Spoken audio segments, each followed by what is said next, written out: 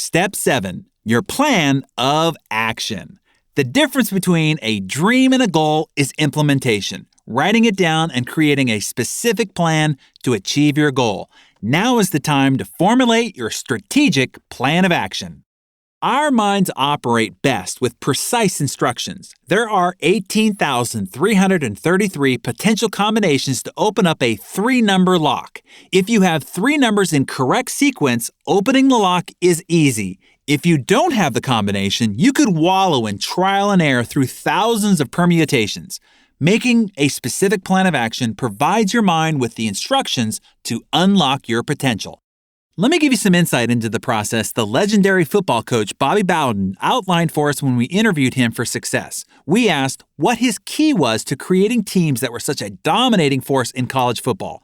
FSU, Florida State University, won 12 Atlantic Coast Conference championships and a total of 377 wins under Bowden's leadership, an extraordinary feat. He said, at the start of every season, we take about 4 days to get away from everything, including the phone, where people can't get to us.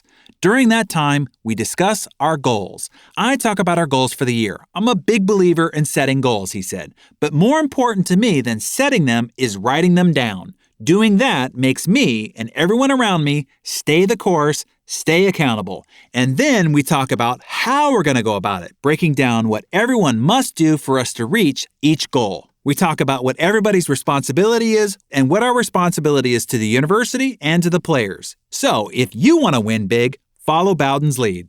There is one giant cautionary warning you must heed. After all this careful planning, you must master the art of staying focused, but yet still remain flexible to all the unexpected hurdles and opportunities that will surely show up once you make your first step forward. Now's the time to discuss this important art. I have said before that goal achieving is a delicate balance between planning and improvisation. Yeah, this is where it gets a bit like jazz. Remaining flexible. Have you ever heard someone say, I will accomplish this even if it kills me? Well, in my early years of goal achieving, I almost died and missed a lot of other opportunities along the way. I became so focused, so dogmatic about the goals I had set and my specific plans to achieve them that my blinders blinded me from 1, seeing easier and faster routes to my destination, and 2, that some of the goals important earlier in the year are not as important now. This is one of the greatest challenges to success, staying focused on your goals while remaining flexible enough to adapt to the needed change.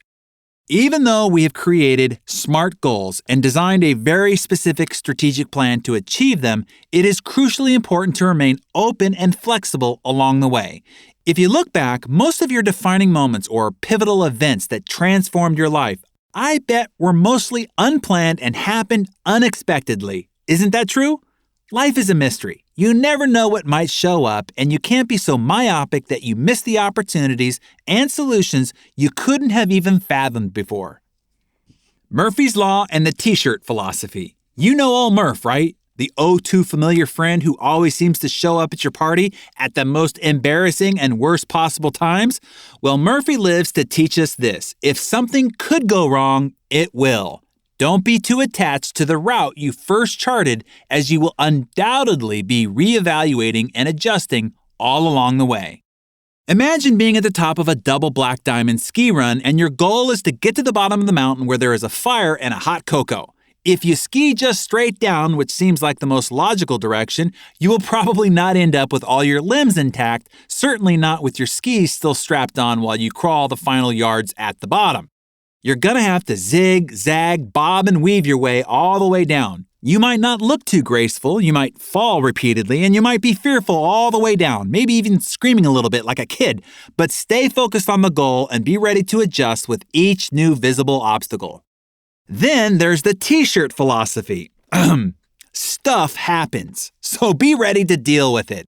An old military axiom says, no plan ever survives first contact with the enemy. General Dwight D. Eisenhower, after a successful invasion of Normandy in World War II, was asked about the detailed planning process that went into the invasion. He said, the plans were useless, but the planning was indispensable. When we interviewed Scott McNeely of Sun Microsystems, he said, when you start and build a business, you have to throw out all assumptions every 3 weeks. Just as a business never goes according to the initial business plan, neither does the plan for your life. Don't get too entrenched in having it have to be or go a certain way. Be flexible, have a vision and an outcome in mind, but remain wide-eyed about what might show up and accelerate your ride and various paths of what might get you there. As I said, goal achieving is a delicate balance between planning and improvisation. You can say life is jazzy. Deal or no deal? You never know what's in the next suitcase. Even though I've been intensely goal-focused all of my life, it wasn't until I learned to remain open to the great unexpectations of life that the big doors of opportunity really opened up to me.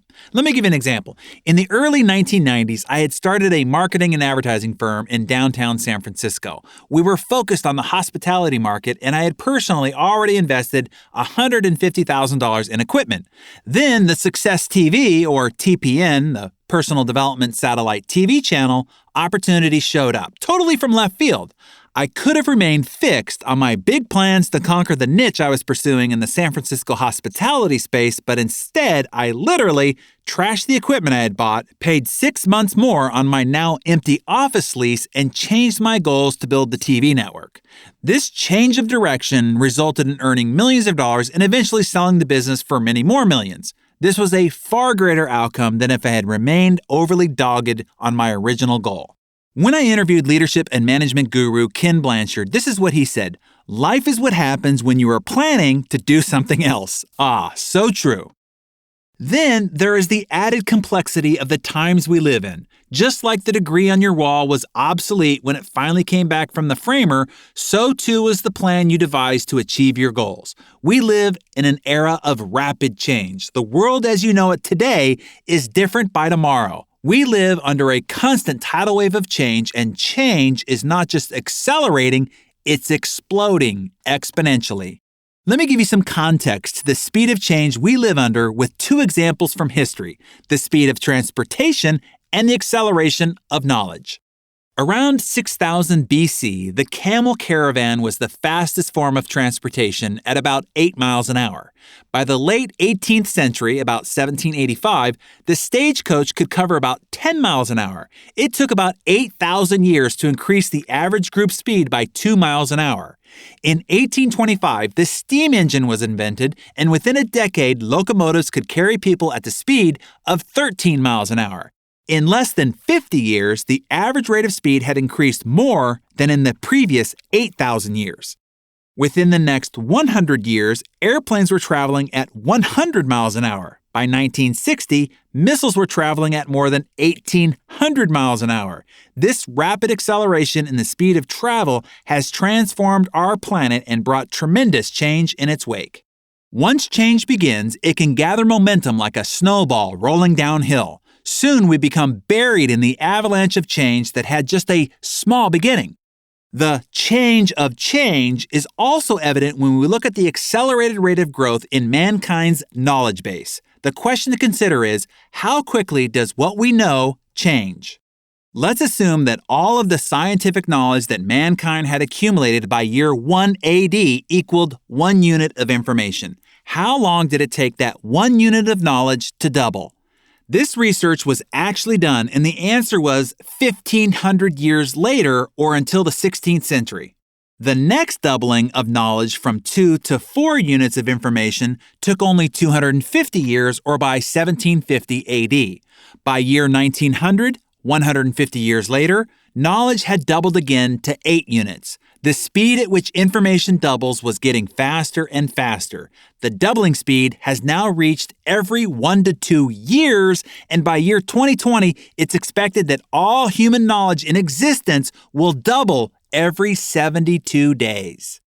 Now, what is the point of this knowledge? To scare you half to death? No, but it certainly is a wake-up call, no doubt. The key point is this: whatever you think you know about the proper path, the potential obstacles along the path are subject to change. The future is largely unpredictable, and the one certainty is change is inevitable and rapidly expanding. Thus, you have to remain flexible. The exciting thing about this is with change comes opportunity. What you think is your greatest opportunity today might be even bigger or something completely different than what is currently viable or even available right now. Just keep your eyes open and stay dedicated to continual and incessant learning.